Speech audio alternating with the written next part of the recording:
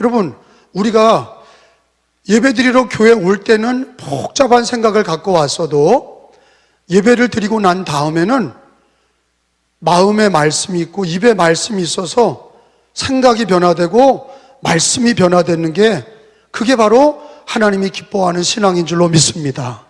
예배를 드리고도 여전히 우울하다, 여전히 걱정이 된다, 여전히 불평이 많다, 여러분, 그거는 바뀌지 않는 거예요.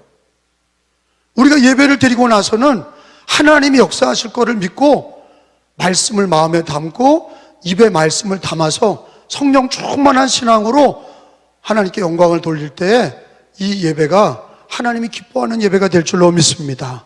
마음이 바뀌어지기를, 입술이 바뀌어지기를 예수님의 이름으로 축원합니다.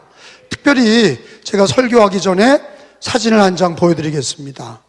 저 꽃은 들꽃이에요.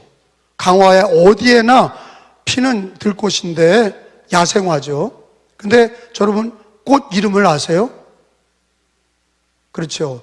금계국이라는 꽃이에요. 한번 해보세요. 금계국.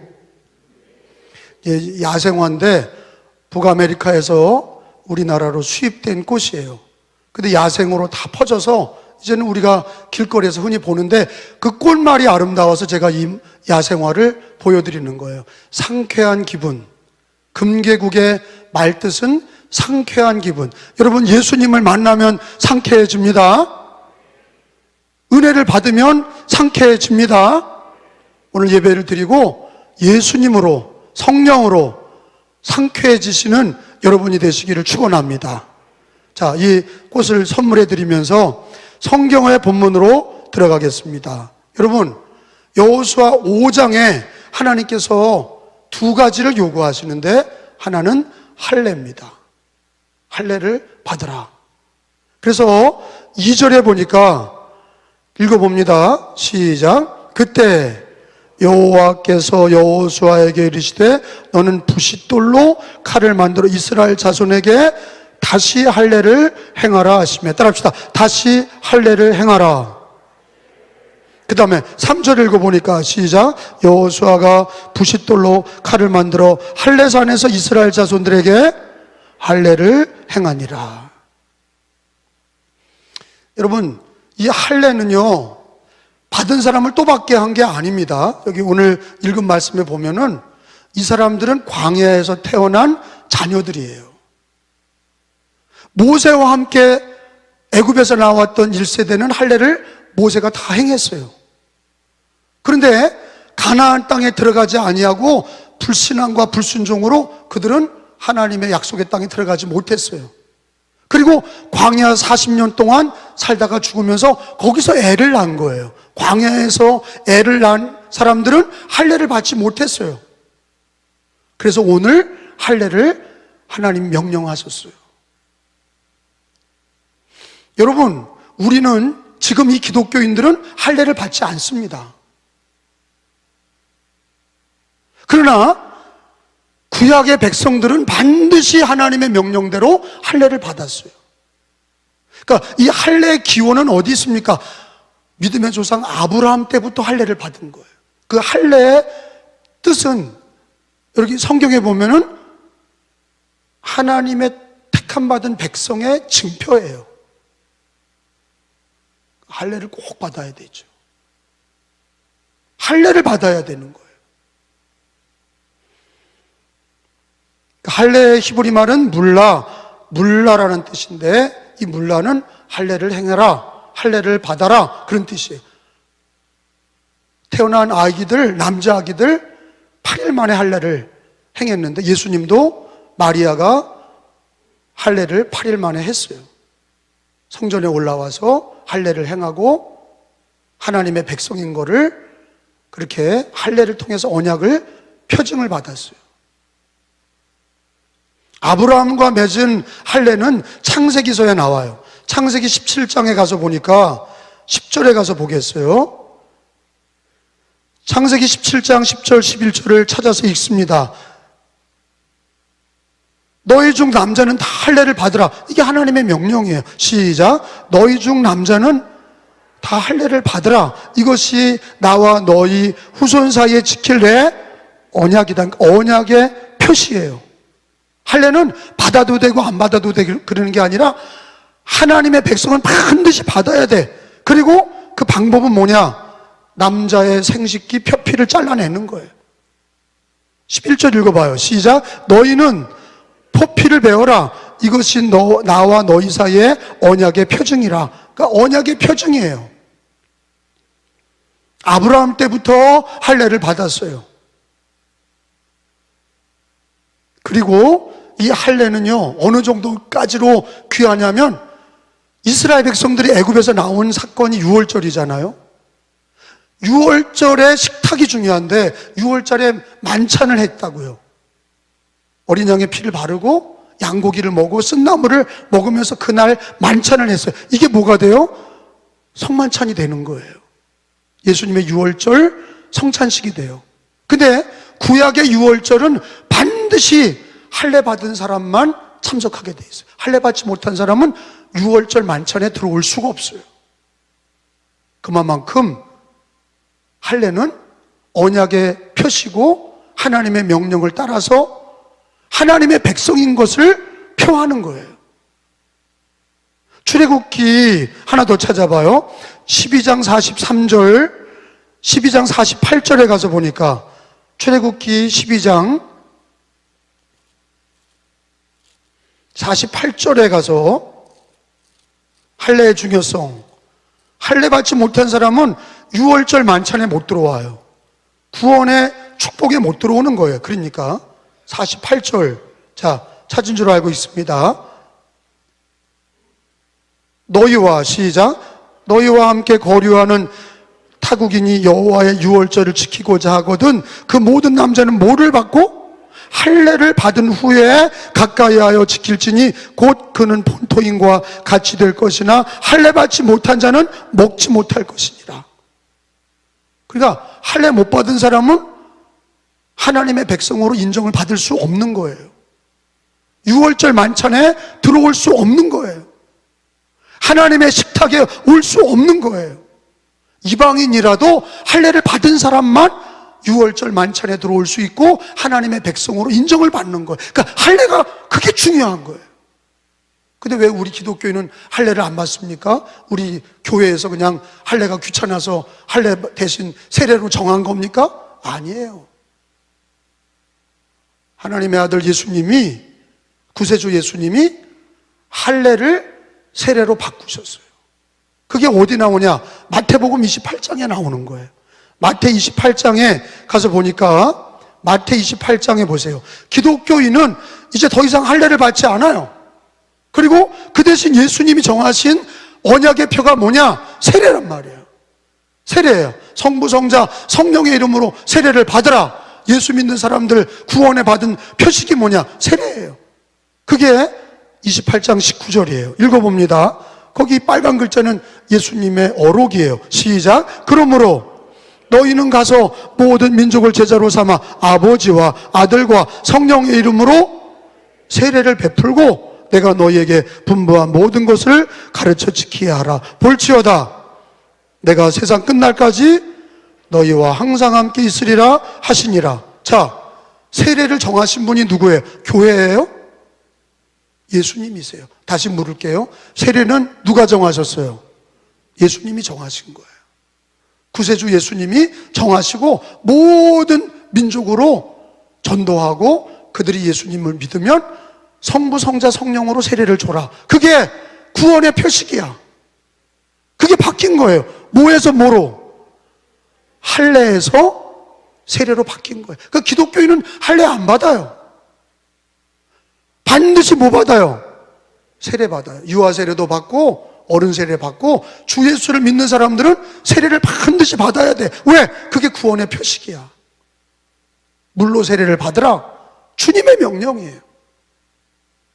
그런데 이 할례는요, 세례로 바뀌면서 그 대신 할례의 정신은 어떻게 바뀌냐? 마음의 할례로 바뀌어요. 육신의 할례에서 마음의 할례로. 바울 사도는 유대인들이 예수를 믿는 성도들이 초창기에는 할례를 받으면서 세례 받고 이방인도 할례를 받아야 된다고 혼돈이 왔어요. 예수님이 다 바꿨는데도 그들은 할례도 받고 세례도 받아야 된다고 생각했어요. 바울 사도가 하나님 말씀을 전하기를 세례를 받고 그러면 족하다. 그런데 이제 할례는 육신에 하지 말고 네 마음에 해라 그랬어요. 할례는 어디에 해야 돼요? 기독교인들은 육신에 하지 않고 이제부터는 세례 받은 사람들은 마음에 할례를 해라. 그렇게 가르쳤어요. 로마서 2장 말씀을 가서 봅니다. 로마서 2장 28절로 29절에 보면 표면적이라는 것은 육적인 유대인이 아니고 표면적, 내면적 육신의 내면적 유대인이고 내면적 할례가 할례다. 그렇게 하나님 말씀을 전했어요. 28절에 읽어봅니다. 무릇 시작. 무릇 표면적 유대인이 아니요 표면적 육신의 할례가 아니라 오직 이면적 유대인이며 할례는 어디다 해라? 자, 성경에 할례는 육신에 하는 게 아니라 구약에는 예수님 오실 때까지는 육신의 할례를 했다고. 근데 하나님의 아들 예수님이 오셔서 할례가 바뀌어서 세례로 바뀌고 그리고 이제는 할례는 어디다 해라? 마음에 해라. 네 마음에 할례를 해라.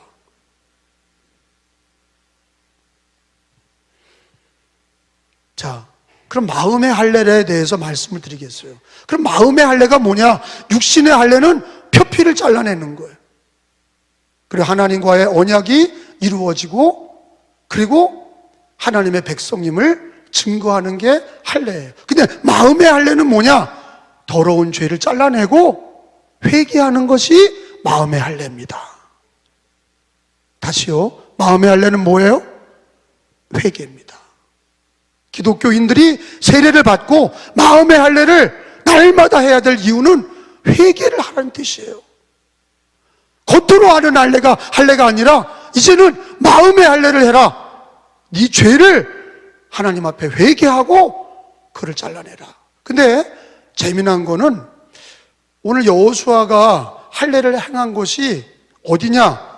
길가을이에요. 자, 성경의 말씀을 보니까 여러분 이스라엘 백성들이 할례를 행한 곳이 거기 9절에 읽은 말씀에 보니까 5장 9절에 보니까 읽어봅니다. 여호와께서 시작.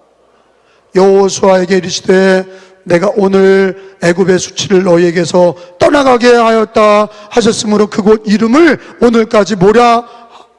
길갈이라 하느니라. 근데 길갈이라고 하는 번역이 3번에 보니까 그 이름의 뜻이 뭐예요? 굴러간다 그런 뜻이에요. 길갈이 무슨 뜻이에요? 굴러간다. 근데 굴러간다는 뜻이 뭐냐? 부끄러움이 떠나간다는 얘기예요. 마음의 할례 받는 사람은 죄가 떠나간다 이거예요. 은혜의 시작이 된다 이거예요. 할례 받음으로 하나님의 백성이 되고 하나님의 자녀가 되고 부끄러운 죄가 다 떠나간다. 여러분 이스라엘에 부끄러운 과거가 있어요. 여러분 이스라엘 백성들을 다른 말로 히브리 말로 뭐라 그래? 히브루 그렇게 얘기해요. 히브리인, 히브루란 뜻이 뭐예요? 떠돌이들, 나그네 그런 뜻이에요. 집도 땅도 없는 자들이에요. 왜 그러냐? 애굽에서 종살이 했지요. 그들이 부끄러움이에요. 애굽에서 430년 동안 종살이 했어요. 그들은 부끄러움이에요. 그리고 하나님의 은혜로 출애굽을 했어요. 광야에서 40년 동안 하나님 앞에 불순종하고 가나안 땅에 들어가지 못하고 하나님이 주시기로 한 약속의 땅 들어가지 못하고 방황하다가 그 조상들이 다 거기서 광야에서 죽었어요. 부끄러운 과거가 있어요. 근데 이 세 자녀들 가나안 땅에 들어가기 전에 그 자녀들에게 할례를 행함으로 부끄러움이 굴러갔다. 죄가 굴러갔다. 부끄러움이 떠나갔다. 그런 뜻은 뭡니까? 오늘날 우리들에게 적용하면 여러분 우리들은요 부끄러운 과거가 다 있어요. 남한테 말하기 싫은 과거가 있습니다. 감추고 싶은 과거가 다 있는 거예요. 예수님 만났던 사마리아 여인처럼 부끄러운 과거가 다 있는 거예요.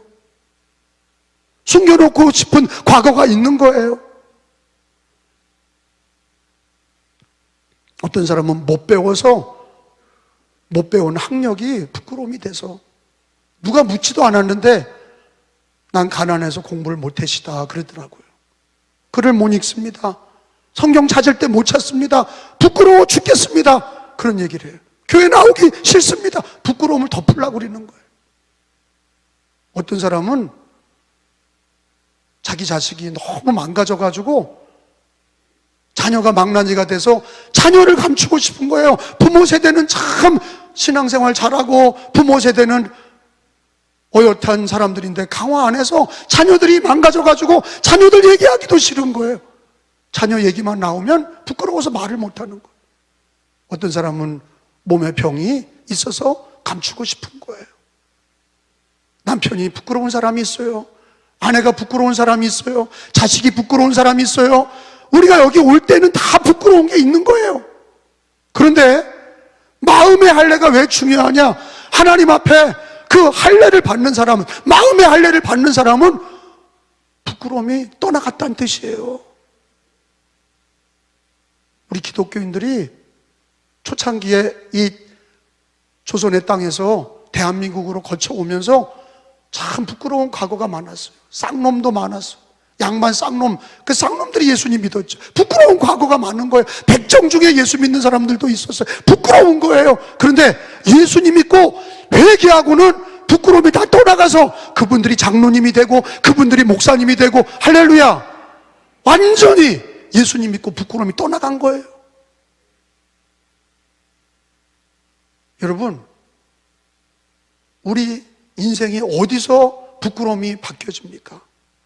돈을 많이 번다고 부끄러움이 바뀌어집니까? 권력을 얻었다고 부끄러움이 바뀌어집니까? 땅을 많이 샀다고 부끄러움이 바뀌어집니까? 아니에요. 우리들의 과거의 모든 부끄러움, 죄의 부끄러움, 인생의 부끄러움은 마음의 할례, 회개할 때에, 진심으로 회개할 때에 다 떠나가게 하시고 굴러가게 하시고 사라지게 하실 줄로 믿습니다.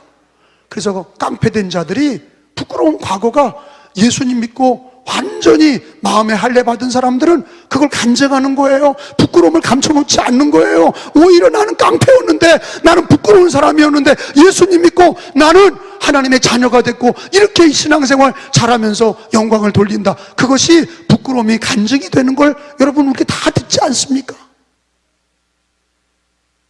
마음의 할례 받은 사람은 열등감과 마음속에 모든 부끄러움이 떠나가는 줄로 믿습니다. 회개하는 사람은 우리 주님이 목보다도 검은 죄, 피보다 붉은 죄, 눈보다 희어지고 양털보다 깨끗하게 하겠다. 병들고 왔을지라도, 실패하고 왔을지라도, 부끄러움을 가지고 왔을지라도 마음의 할례를 받고 예수의 피로 씻고 하나님의 은혜로 채워지면, 마음의 할례 받은 사람은 부끄러움이 떠나게 하시고 다시는 그 굴레 속에 얽매이지 않게 하시는 하나님의 은혜로 채워주시는 줄로 믿습니다. 그게 복음의 능력이에요. 마음에 할례 받는 사람에는 천국이 임하는 거예요. 은혜가 임하는 거예요. 하나님의 축복이 임하는 거예요. 그래서 하나님은 이스라엘 백성들이 가나안 땅에 들어가기 전에, 약속의 땅에 들어가기 전에 할례부터 받아라.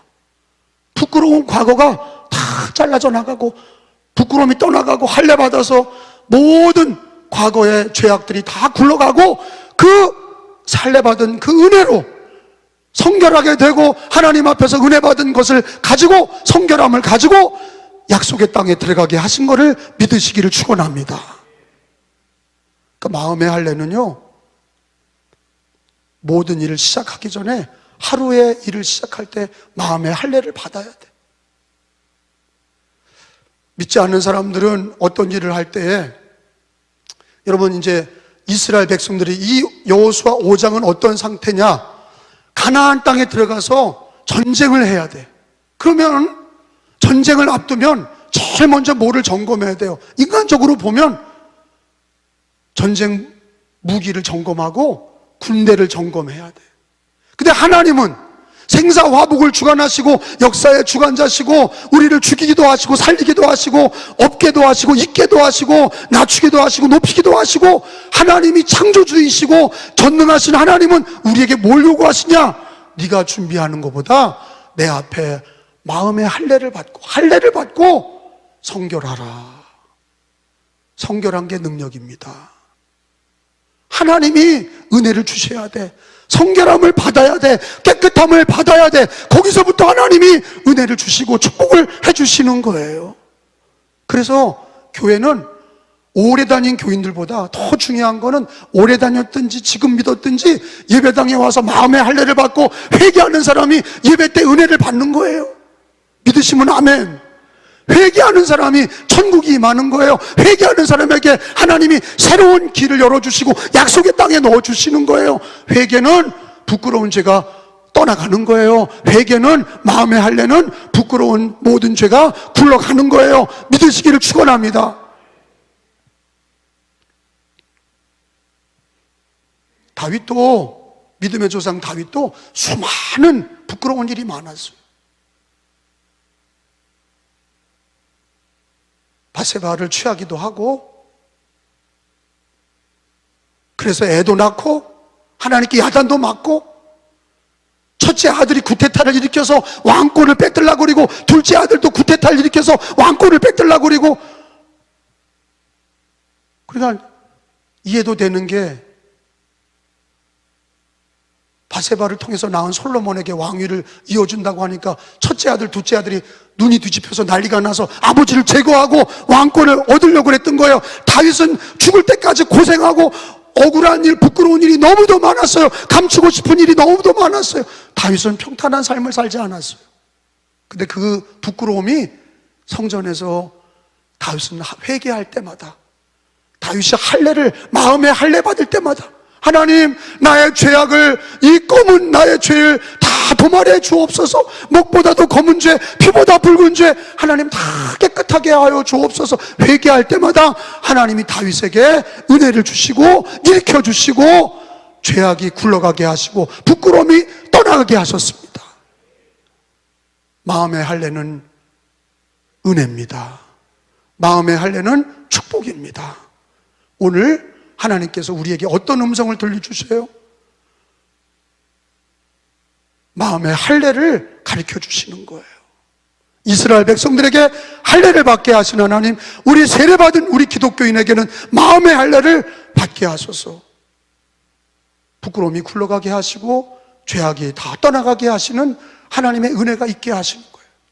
회개하면 성령이 임하고, 회개하면 은혜가 임하고, 회개하면 마음의 할례를 행하면 하나님이 역사하시는 거예요. 육신의 할례가 중요한 게 아니라 마음의 할례를 행하셔야 돼요. 깨달으시기를 축원합니다. 근데 재미난 거는요, 여러분, 여호수아와 이스라엘 백성들이 여호수아서에 보면은 요단강을 건널 때, 그리고 여리고성을 무너뜨릴 때 보면은 그냥 하나님 말씀대로 7번씩 방뱅 돌잖아요. 근데 지진이 나서 무너지잖아. 그리고 가나안 전투에서 하나님이 싸워주셨다는 말씀이 곳곳에 나와. 근데 여기 성경에 보니까 하나님이 싸워주실 때 구체적으로 하나님이 어떻게 싸워주셨는지 여기 오늘 말씀에 본문에 기록이 되어 있어요. 그 말씀이 뭡니까? 하나님의 군대 장관, 군대 대장인 미가엘이 칼을 뽑고 여호수아 앞에 나타난 거예요. 천사를 보게 하신 거예요. 오늘 천사가 나타난 말씀이 여기 기록이 되어 있어요. 너는 누구냐? 너는 적이냐? 아니면 아군이냐? 너 누구냐? 여호수아도 처음 본 거죠, 천사를. 누구냐? 그러니까 하나님이 보낸 군대 대장이다, 그런 거예요. 그러니까 이 전쟁은요, 여호수아가 가서 싸운 게 아니라 누가 함께 해주신 거냐? 하나님의 명령을 받은 천사들이, 천사 미가엘과 그 수하 천사들이 하나님의 천군 천사가 와서 싸워주신 거예요. 그게 어디 기록되어 있어요? 15절에 보니까, 여러분 거기 13절부터 봐요. 제가 읽어볼게요. 여호수아가 여리고에 가까이 이르렀을 때 눈을 들어본즉 한 사람이 할례를 받고 이제 여리고에 들어갈 때 한 사람이 칼을 빼어서 손을 들고 마주 서 있는지라 여호수아가 나가서 그에게 묻되 너는 우리를 위하느냐. 참 재밌잖아요. 너 아군이냐 적군이냐 이렇게 물어본 거예요. 누구냐? 칼을 빼고 서 있는 너는 누구냐? 14절 읽어봐요. 시작. 그가 이르되 아니라 나는 여호와의 군대 대장으로 지금 왔느니라 하는지라. 여호수아가 얼굴을 땅에 대고 엎드려 절하고 그에게 이르되 내 주여 종에게 무슨 말씀을 하려 하시나이까? 15절에 읽어봐요. 시작. 여호와의 군대 대장이 여호수아에게 이르되 내 발에서 신을 벗으라. 내가 선 곳은 거룩하니라 하니 여호수아가 그대로 행하니라. 자, 이 말씀은 여리고성에 전쟁하기 전에 미가엘 천사장, 군대 대장이라고 그랬잖아요. 군대 대장이 칼을 뽑고 서 있는 거예요. 할례를 받고 전쟁을 치르기 전에 하나님이 명령한 미가엘 천사장이 와서 그 모습을 드러낸 거죠. 제가 청소년 때 아버님한테 물었어요. 아버지, 천사가 있어요? 천사 보셨어요? 우리 아버님이 하시는 얘기가 천사가 있다. 그러나 아버지도 못 봤다. 그러셨어요. 천사가 있다. 그래서 저는 성경의 은혜를 받기 전에 이미 아버지를 통해서 천사가 있다는 얘기를 듣고, 아, 천사가 있구나. 마귀가 있듯이 천사가 있구나. 하나님이 부리는 천사가 여기 성경에, 나중에 보니까 성경에 이렇게 미가엘 천사장이 여호수아 군대를 돕기 위해서 와 있던 거예요. 그러니까 여호수아 군대 가나안 전쟁할 때 그들만 싸운 게 아니라 누가 앞서 싸운 거예요? 미가엘 천사장이 수아 천사들을 데리고서 천군 천사가 싸워준 거예요. 하나님의 명령을 받은 천사들이 싸워준 거예요. 그러니까 백전백승 이긴 거지. 근데 우리들의 삶은 그렇게 될 수 없을까? 우리 기독교인들에게는 우리 하나님께서 대신 싸워주시는 은혜가 없을까? 있지요. 있습니다. 근데 전제가 있어요. 그 놀라운 말씀 있죠? 천사가 하는 얘기가 뭐예요? 내 발에 신을 벗어라. 그거예요. 한번 따라 합시다. 내 발에 신을 벗어라. 여러분, 이 말씀 어디서 많이 들어보지 않았어요? 모세 때에도 하나님이 모세에게 야, 너 신발 벗어 그랬거든요. 호렙산에서 떨기나무 불 가운데서 하나님을 만날 때 야, 너 신발 벗어. 그래서 신을 벗었거든. 80세에, 모세 80세에 하나님이 신을 벗게 하셨어요. 출애굽기 3장에 나오죠. 찾아봐요. 출애굽기 3장 5절에 하나님께서 모세에게 하셨던 명령과 여호수아가 오늘 들은 말씀과 똑같아. 신을 벗으라는 거예요. 신발 벗어라. 자, 출애굽기 3장 5절 찾은 줄 알고 하나님이 이르시되, 시작. 하나님이 이르시되 이리로 가까이 오지 말라. 내가 선 곳은 거룩한 땅이니 내 발에서 신을 벗으라. 하나님이 모세에게도 신을 벗으라고 그랬고 여호수아에게도 천사를 보내서 신을 벗어라 그러셨어요. 근데 저는 목회에 이거를 적용했어요. 저는 새벽마다 기도할 때 신을 벗습니다. 이렇게. 그리고 무릎 꿇고 기도해요. 그러기를 32년째예요. 아니, 성경에 있는 대로 한번 해본 거예요, 나는. 왜 신발을 벗냐?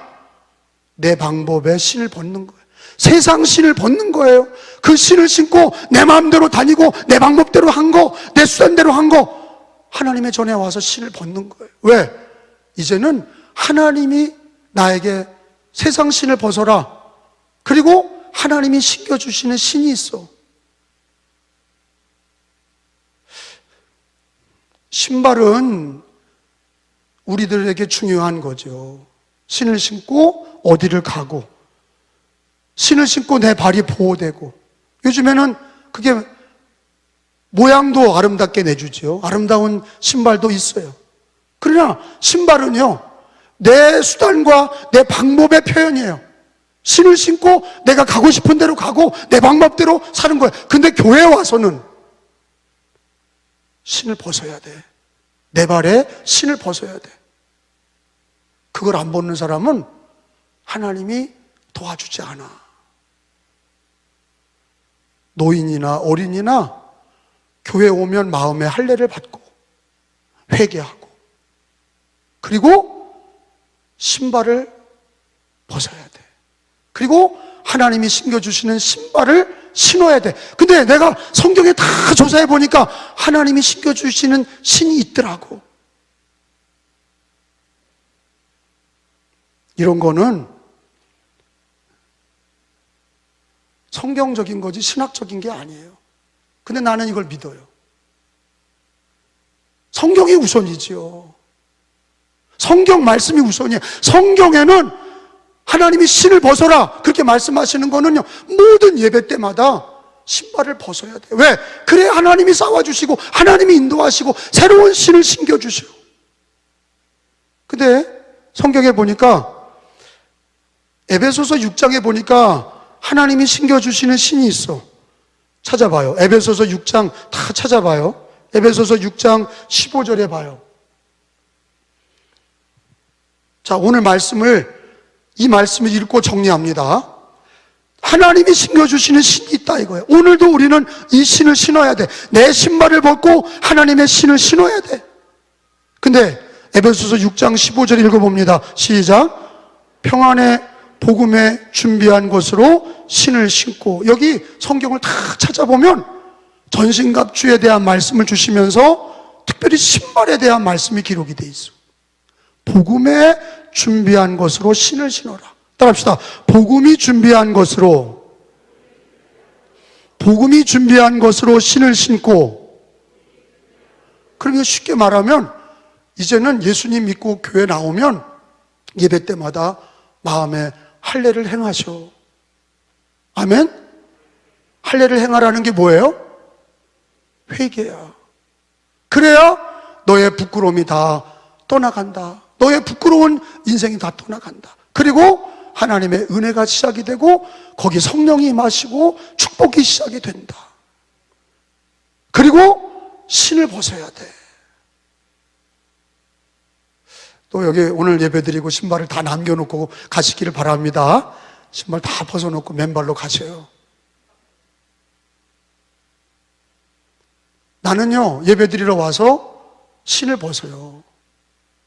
그리고 복음의 신을 신었다고 고백하고 나는 복음의 신을 하나님이 나에게 신겨주셨다고 믿고 다시 신을 신고 나가는데 그건 하나의 퍼포먼스예요. 무릎을 꿇듯이 내가 하나님 앞에 신발을 벗고 하나님 앞에 하나님이 신겨주시는 신을 신고 복음의 신을 신고 예배를 끝나고 나갈 때는 복음의 신을 신고 나간다는 믿음의 고백을 가지고 우리가 세상을 향해 나가는 거예요. 자, 말씀을 정리합니다. 하나님께서 가나안 땅에 들어가기 전에 전쟁을 앞둔 여호수아와 이스라엘 백성들에게 하나님께서 미가엘 천사를 보내주신 이유는 하나님이 도와주신다. 천군 천사로 도와주시는데 네가 해야 될 일이 있다. 그건 뭐냐? 마음의 할례를 받아라. 할례를 받아라.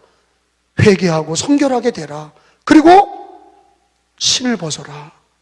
네 수단과 방법을 내려놓고 복음의 신을 신어라. 우리가 하루를 살면서 말씀과 기도로 하나님 앞에 할례를 받으시고 말씀과 기도로 신을 신으시기를 축원합니다. 그게 우리 기독교인의 삶이에요. 요한 웨슬레 회심 기념일이 곳곳에서 있어요. 그래서 이 웨슬리 과거의 일들을 다시 회상하고 다시 우리가 이 시대의 감리교인들이 웨슬리처럼 회심, 우리 감리교인들은 정확한 회심이 있어야 돼. 늘 회개하는 것을 강조한 거예요. 회개하고 첫 번째 회심한 것만이 아니라 늘 하나님 앞에 회개하고.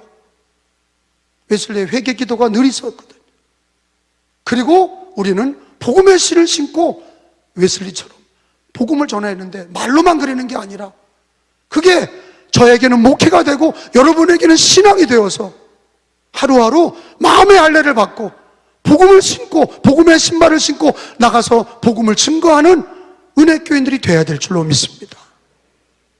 오늘 주신 말씀이 마음에 새겨지셔서 마음에 있고 입에 있고 고백이 되어주시고 간증이 되시기를 예수님의 이름으로 축원합니다.